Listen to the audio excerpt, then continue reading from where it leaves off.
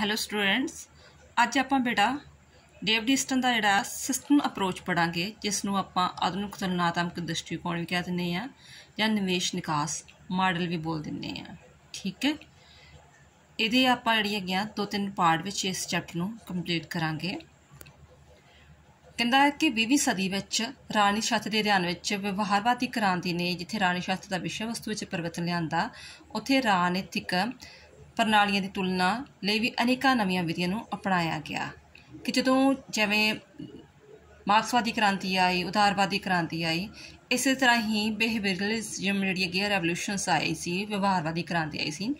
ਉਹਦੇ दौरान की होया कि राजनीति का जोड़ा शास्त्र से जी पोलिटिकल साइंस की बुक वा ਉਹਦੇ विषय वस्तु सबजैक्ट में काफ़ी परिवर्तन आया। एक तो वो विषय वस्तु परिवर्तन आया, दूजा उन्हें जी तुलना करने नवे उन्होंने मैथड अपनाने शुरू करते। नवे मैथड सी कि उन्होंने मतलब पहला परिवर्तन की आया उन्हें विषय वस्तु कि पहला जस्ट रस्मी संस्थावां का अध्ययन होंदा सी, बट हुण जिहड़ियां गैर रस्मी संस्थावां का भी अध्ययन होण लग पिया। तो नवीं विधियां की आईयां, जस्ट पहला जस्ट उन्होंने स्टडी की जाती सी रस्मी संस्थावां की, जिहड़ी कार्यपालिका, विधानपालिका, न्यायपालिका वा उन्हें जस्ट स्टडी की जाती सी, बट हुण उन्हां दा आलोचनात्मक अते विश्लेषण भी किया जाता सी। कि जिवें सपोज करो कि संसदीय प्रणाली सरकार है 2 देशों की, तो ये नहीं है भी हाँ उन्होंने शब्दों में की संसदीय प्रणाली सरकार बारे लिखा, बट वो कई किस तरह सही तरह चल रही है या नहीं चल रही, तो की रीजन है, जो सफल तरह चल रही है तो वो की रीजन है, उन्होंने आलोचनात्मक तो विश्लेषणात्मक व्याख्या जोड़ा किया जाता सी। इस तरह के प्रयोग किए जाते सिट्टे कढ़े जाते सी। इन्हां विधियां नूं जोड़ा सब तो पहला डेविड ईस्टन ने अपनाया सी, जिन्होंने निवेश निकास मॉडल भी कहा जाता है। हुण आप इसे ही ध्यान में रख के निवेश निकास मॉडल पढ़ांगे जां प्रणाली दृष्टिकोण।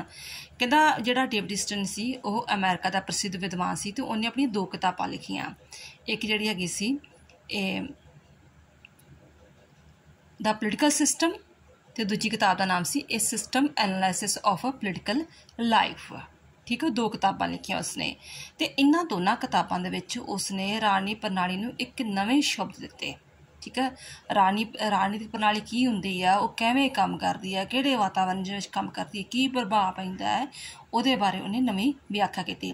तो इन्हां विच उसने कहा कि जिहड़ी भी राजनीतिक प्रणाली आ, जिहड़ा भी पोलिटिकल सिस्टम आ, जिहड़ियां भी सरकारां वा, शासन वा, वो काम की करदियां, मेन निवेशां नूं निकासां विच बदलण दा काम करदियां।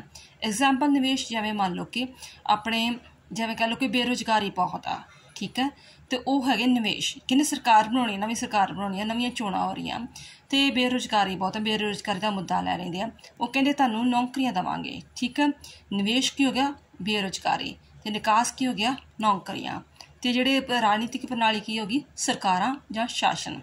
ठीक है, तो जिहड़ी भी राजनीतिक प्रणाली आ वो की करदी है, निवेशां नूं निकासां विच बदलण दा काम करदी हैगी आ।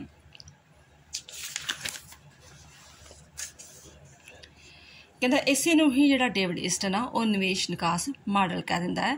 कहता है कि राजनीतिक प्रणाली में की हुंदा कि लोग मंगां के रूप में निवेश प्रदान करते आ, मंग करते आ कि सानूं मतलब भी जिहड़ियां अगियां नौकरियां दित्तियां जाण, जां जिहड़ियां अगियां सानूं सहूलतां दित्तियां जाण, रोड्स पक्के कीते जाण, स्कूल प्रोवाइड कीते जाण, जां हॉस्पिटल दीयां सही सहूलतां प्रोवाइड कीतियां जाण, ये सारियां कि मंगां के रूप में निवेश आ।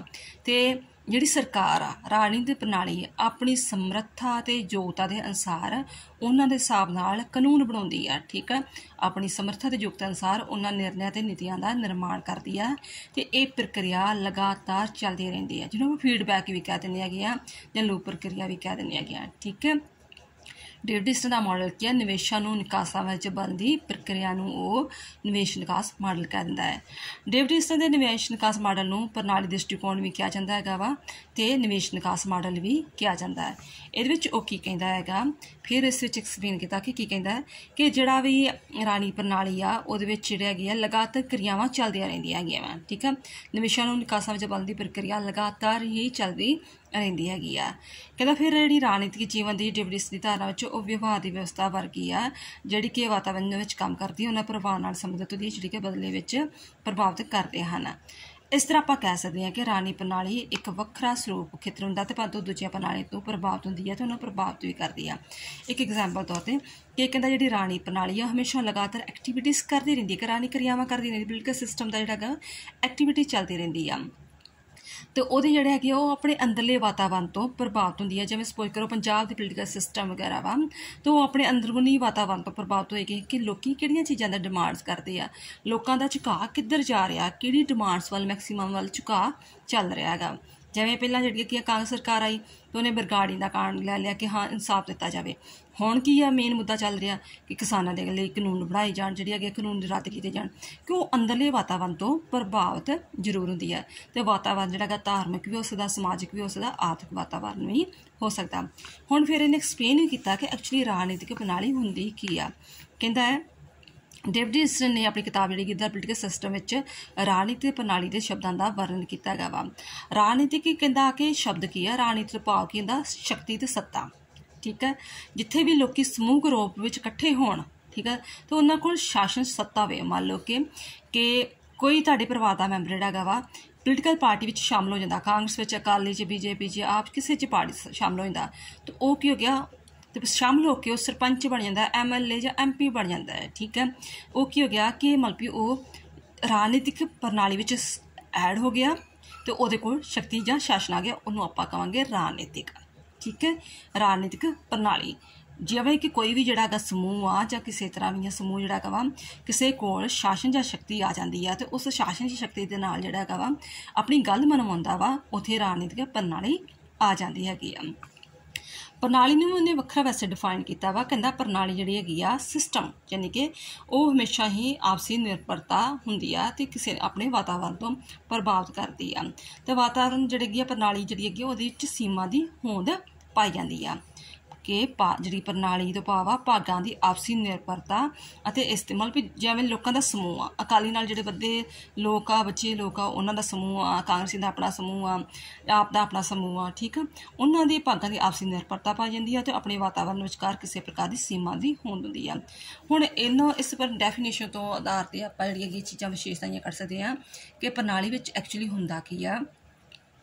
ਪ੍ਰਣਾਲੀ ਵਿੱਚ ਕੀ ਹੁੰਦਾ, ਉਹਦੇ ਵਿੱਚ ਏਕਤਾ ਪਾਈ ਜਾਏਗੀ। ਜਿਵੇਂ ਅਕਾਲੀਆਂ ਦੇ ਸਮੂਹ ਆ, ਅਕਾਲੀਆਂ ਦੀ ਵਰਕਰ ਹੋਣਗੇ, ਉਹਨਾਂ 'ਚ ਏਕਤਾ ਹੋਏਗੀ, ਸੰਪੂਰਨਤਾ ਹੋਏਗੀ, ਉਹਨਾਂ ਦਾ ਸੰਗਠਨ ਹੋਏਗਾ, ਵੱਖ-ਵੱਖ ਭਾਗ ਹੋਣਗੇ ਅਤੇ ਭਾਗਾਂ ਦੀ ਆਪਸ ਵਿੱਚ ਨਿਰਭਰਤਾ ਜ਼ਰੂਰ ਪਾਏਗੀ। ਸਮਾਵਾਂ ਹੋਣਗੀਆਂ, ਯਾਨੀ ਕਿ ਜੇ ਉਹ ਅਕਾਲੀਆਂ ਦਾ ਪੱਕਾ ਲੀਡਰ ਵਾ ਜਾਂ ਵਰਕਰ ਆ, ਉਹ ਕਾਂਗਰਸ ਵਿੱਚ ਨਹੀਂ ਜਾਏਗਾ, ਜੇ ਕਾਂਗਰਸੀਆਂ ਦਾ ਉਹ ਅਕਾਲੀਆਂ ਵਿੱਚ ਨਹੀਂ ਜਾਏਗਾ, ਅਤੇ ਉਹਦੀਆਂ ਆਪ ਪ੍ਰਣਾਲੀਆਂ ਵੀ ਹੋਣਗੀਆਂ। ਠੀਕ ਆ, ਹੁਣ ਰਾਜਨੀਤੀ ਅਤੇ ਪ੍ਰਣਾਲੀ ਦੋਵਾਂ ਦਾ ਸਮੂਹਕ ਅਰਥ ਕੀ ਆ ਕਿ ਰਾਜਨੀਤਿਕ ਪ੍ਰਣਾਲੀ ਦਾ ਅਰਥ ਜਾਣਨ ਪਿੱਛੋਂ ਆਪਾਂ ਇਸ ਸਿੱਟੇ 'ਤੇ ਪੁੱਛਦੇ ਹਾਂ ਕਿ ਇਹ ਰਾਜਨੀਤੀ ਹਮੇਸ਼ਾ ਕਿੱਥੇ ਹੁੰਦੀ ਆ, ਜਿੱਥੇ ਸੰਗਠਨ ਹੁੰਦਾ ਅਤੇ ਉਹ ਆਪਣੀ ਇੱਛਾ ਨੂੰ ਮਨਾਉਣ ਲਈ ਕੋਈ ਸ਼ਕਤੀ ਜ਼ਰੂਰ ਰੱਖਦੀ ਆ। ਠੀਕ ਹੈ, ਅਤੇ ਜਦੋਂ ਸੰਗਠਨ ਦੇ ਰੂਪ ਵਿੱਚ ਕੋਈ ਕੰਮ ਕਰਦੀ ਆ ਤਾਂ ਉਹਨੂੰ ਆਪਾਂ ਸਿਸਟਮ ਕਹਿ ਦਿੰਦੇ ਹੈਗੇ ਆ। ਰਾਣੀ ਪ੍ਰਣਾਲੀ ਭਾਵ ਕਿ ਇਹੋ ਜਿਹਾ ਸਿਸਟਮ ਜਿਹਦੇ ਵਿੱਚ ਉਹਦੇ ਕੋਲ ਸ਼ਕਤੀ ਹੋਵੇ, ਕਾਨੂੰਨੀ ਸ਼ਕਤੀ ਹੋਵੇ, ਸ਼ਕਤੀ ਜਿਹੜੀ ਹੋਵੇ ਕਾਨੂੰਨੀ ਸ਼ਕਤੀ ਹੋਵੇ, ਅਤੇ ਆਪਣੀ ਇੱਛਾ ਨੂੰ ਮਨਾਉਣ ਦੀ ਉਹ ਸਮਰੱਥਾ ਰੱਖਦੀ ਹੋਵੇ। ਡੇਵਿਡ ਈਸਟਨ ਨੇ ਕਿਹਾ ਹੈ ਕਿ ਰਾਜਨੀਤਿਕ ਪ੍ਰਣਾਲੀ ਦੀ ਪਰਿਭਾਸ਼ਾ ਦਿੱਤੀ ਹੈਗੀ ਕਿ ਰਾਜਨੀਤਿਕ ਪ੍ਰਣਾਲੀ ਅੰਤਰ ਕਿਰਿਆਵਾਂ ਦਾ ਉਹ ਸਮੂਹ ਆ ਜਿਸ ਨੂੰ ਸਮਾਜਿਕ ਵਿਵਹਾਰ ਦੀ ਸਮੁੱਚਤਾ ਵਿੱਚੋਂ ਅਲੱਗ ਕੀਤਾ ਜਾਂਦਾ ਹੈ। ਮੰਨ ਲਓ ਕਿ ਪੂਰਾ ਤੁਹਾਡਾ ਪਿੰਡ ਵਾ, ਠੀਕ ਹੈ, ਪਿੰਡ ਵਿੱਚ ਤੁਹਾਨੂੰ ਪਤਾ ਹੈ ਕਿ ਕਿਹੜੇ ਜਿਹੜੇ ਅਕਾਲੀ ਆ ਅਤੇ ਕਿਹੜੇ ਕਾਂਗਰਸੀ ਆ, ਜਿਨ੍ਹਾਂ ਦੀ ਸਰਕਾਰ ਬਣੀ, ਸਪੋਜ਼ ਕਰੋ ਕਾਂਗਰਸ ਸਰਕਾਰ ਬਣੀ ਆ, ਅਤੇ ਉਹਨਾਂ ਦਾ ਆਪਣਾ ਅਲੱਗ ਸਮੂਹ ਹੋਏਗਾ। ਠੀਕ ਹੈ, ਉਹਨਾਂ ਅੰਤਰਕਿਰਿਆਵਾਂ ਦਾ ਸਮੂਹ ਆ ਜਿਸ ਨੂੰ ਸਮਾਜਿਕ ਵਿਵਹਾਰ ਦੀ ਸਮੁੱਚਤਾ 'ਚ ਅਲੱਗ ਕੀਤਾ ਜਾਂਦਾ ਹੈ ਅਤੇ ਜਿਸ ਦੁਆਰਾ ਸਮਾਜ ਲਈ ਸੱਤਾਤਮ ਕੀਮਤਾਂ ਨਿਰਧਾਰਤ ਕੀਤੀਆਂ ਜਾਂਦੀਆਂ। ਸਮਾਜ ਲਈ ਯਾਨੀ ਕਿ ਸਮਾਜ ਵਾਸਤੇ ਉਹ ਕੋਈ ਨਵੇਂ ਕਾਨੂੰਨ ਬਣਾ ਕੇ ਆਉਂਦੇ ਆ, ਭਾਵ ਕਿ ਰਾਜਨੀਤਿਕ ਪ੍ਰਣਾਲੀ ਅੰਦਰ ਕਿਰਿਆਵਾਂ ਦਾ ਸਮੂਹ ਹੈ ਅਤੇ ਉਹ ਸਮਾਜਿਕ ਪ੍ਰਣਾਲੀ ਵਿੱਚ ਕੰਮ ਕਰਦੀ ਆ, ਆਪਣੀ ਇੱਛਾ ਨੂੰ ਮਨਾਉਂਦੀ ਹੈ। ਬਸ ਇਹ ਇਸ ਦਾ ਟੋਟਲ ਨਿਚੋੜ ਆ। ਅਤੇ ਰਾਬਰਟ ਡਾਹਲ ਦੀ ਡੈਫੀਨੇਸ਼ਨ ਹੈਗੀ ਆ ਕਿ ਰਾਜਨੀਤਿਕ ਪ੍ਰਣਾਲੀ ਮਨੁੱਖੀ ਸੰਬੰਧਾਂ ਦਾ ਉਹ ਸਥਾਈ ਨਮੂਨਾ ਹੈ ਜਿਸ ਵਿੱਚ ਕਾਫੀ ਮਾਤਰਾ ਸ਼ਕਤੀ ਹੁੰਦੀ ਹੈ। ਕਿ ਰਾਜਨੀਤਿਕ ਪ੍ਰਣਾਲੀ ਹਮੇਸ਼ਾ ਉੱਥੇ ਹੈਗੀ ਜਿੱਥੇ ਮਨੁੱਖ ਹੋਣਗੇ, ਮਨੁੱਖਾਂ ਦਾ ਆਪਸ ਵਿੱਚ ਜ਼ਰੂਰ ਸੰਬੰਧ ਹੋਵੇਗਾ। ਜੰਗਲਾਂ ਵਿੱਚ ਤਾਂ ਰਾਜਨੀਤੀ ਹੋ ਨਹੀਂ ਸਕਦੀ ਹੈਗੀ, ਰਾਜਨੀਤੀ ਸਮਾਜ ਵਿੱਚ ਪਾਈ ਜਾਏਗੀ ਅਤੇ ਸਮਾਜ ਵਿੱਚ ਉੱਥੇ ਜਿਹੜੇ ਮਨੁੱਖ ਇੱਕ ਦੂਜੇ ਨਾਲ ਕੰਟੈਕਟ ਵਿੱਚ ਰਹਿਣਗੇ, ਉਹਨਾਂ ਕੋਲ ਸ਼ਕਤੀ ਹੋਵੇਗੀ। ਆਲਮੰਡ ਕਹਿੰਦਾ ਹੈ ਕਿ ਜਦੋਂ ਅਸੀਂ ਰਾਜਨੀਤਿਕ ਪ੍ਰਣਾਲੀ ਦੀ ਗੱਲ ਕਰਦੇ ਹਾਂ ਉਹਦੇ ਵਿੱਚ ਸਾਰੀਆਂ ਅੰਤਰ ਕਿਰਿਆਵਾਂ ਸ਼ਾਮਲ ਕਰ ਲੈਂਦੇ ਜੋ ਕਿ ਉਚਤਾਪੂਰਨ ਸ਼ਕਤੀ ਦੀ ਵਰਤੋਂ ਨੂੰ ਪ੍ਰਭਾਵਿਤ ਕਰਦੀਆਂ ਹਨ।